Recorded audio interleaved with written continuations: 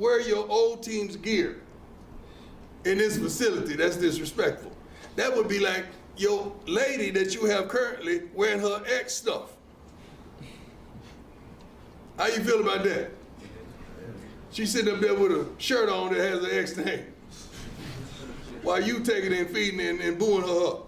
That's how I feel about that when I see you come into the cafeteria, you eat our food with your last teams on it.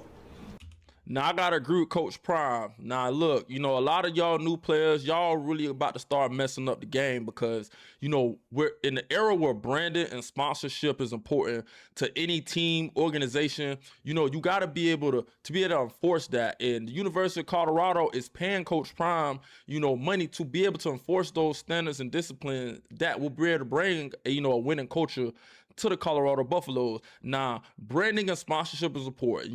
University of Colorado, they're being given money by sponsors, and they're trying to be able to push, their brand out there into the NCAA for, marketing of, students coming there, athletes coming there. And obviously with the new NIL, that's what they have to do. He has to enforce this. Now, with him enforcing this, it brings, a philosophy, and standards, as a winning culture.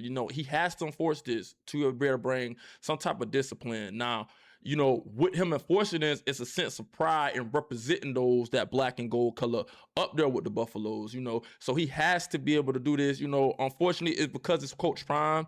There's going to be a lot of hate with him saying this, but he is saying this because players are doing this. And as he referenced, how can I allow you to be in my, using our facilities and you're representing University of Georgia's team gear inside of our facilities utilizing our, equipment.